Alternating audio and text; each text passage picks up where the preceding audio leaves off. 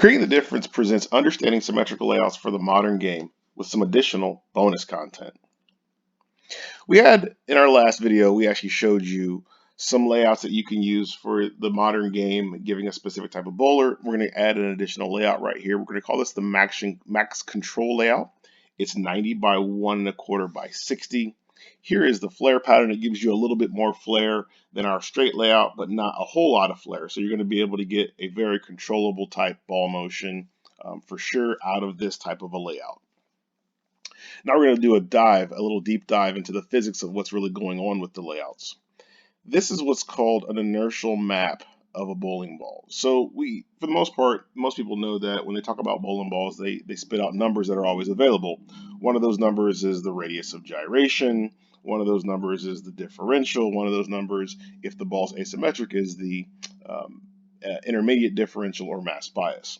What I'm showing you here is actually how those radius of gyration numbers actually look on the bowling ball. So when you start at the top of the bowling ball by the pin, you can see I've got listed there a value of 2.475, which is considered to be the lowest number on the entire map that we're showing you here. And I've also marked the high of 2.522. What's interesting is if you look at the 2.522, subtract it from the 2.475, you get a differential value of 0.047, which is also a published value. So typically, this bowling ball would be marketed as having an RG of 2.475 and a differential of 0.047. Now you can get a little bit better understanding of where those numbers come from. What we're also going to show you here is those colors actually indicate a change in the radius of gyration number.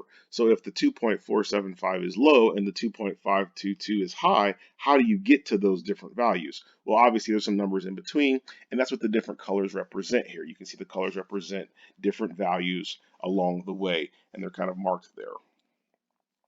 Now, when you drill a bowling ball, that inertial map changes, and that is what really ties layout to performance. So this is the drilled bowling ball that we had. You can see that the layout or that the map has shifted, obviously.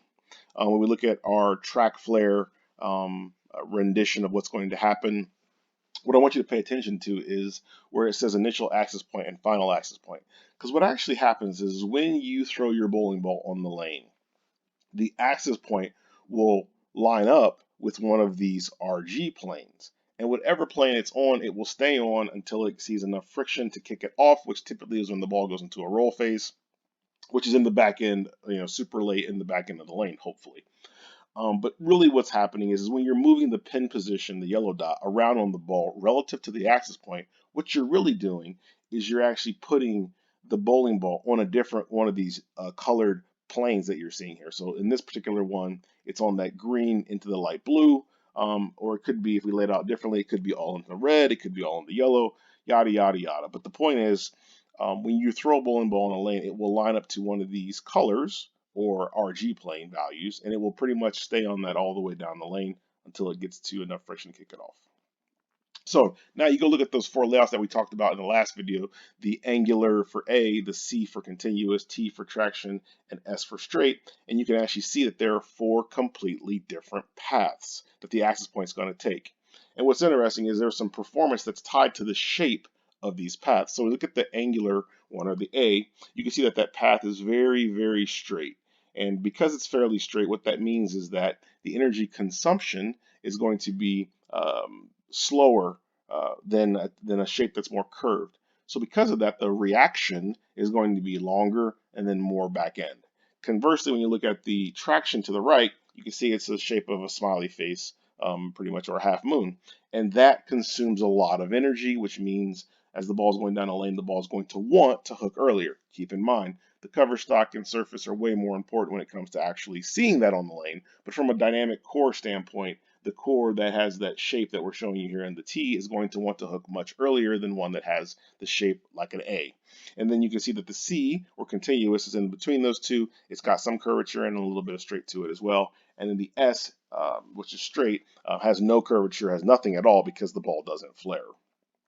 So kind of to summarize what I'm showing you here is when you throw your bowling ball down the lane, that's going to determine what axis plane your ball is going to be on, the migration plane your ball is going to be on. An axis point will follow that plane. It's going to follow the colors that I showed you until the ball sees enough friction to knock it off. That typically happens in the roll phase. Layouts really just put your axis point on different planes. So really, a layout, all it really does is put your ball on a different color.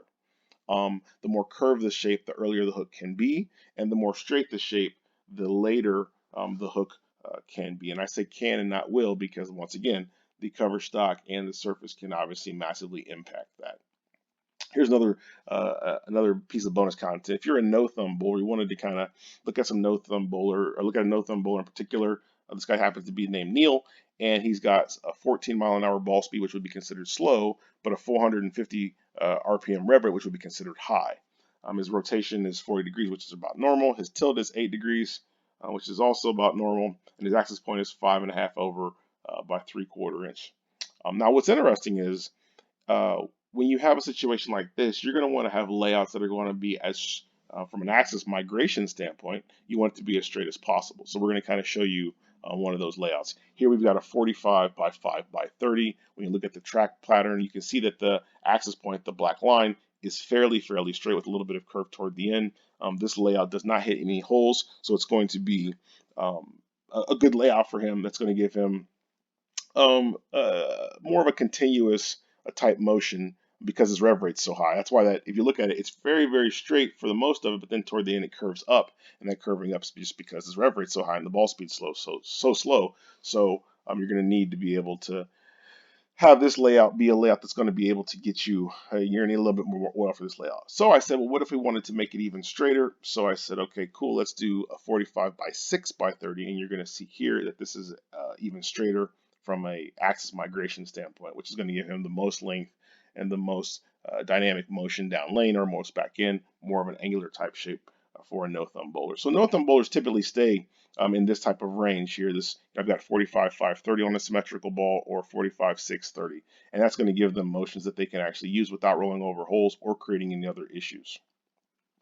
One of the things that's kind of interesting, if you've been paying attention and watched both videos, is we talk a little bit in regard to the symmetrical core shape, that first angle. So we'll go back here. So if you look in this particular case, the first angle, the first number is 45 in this layout.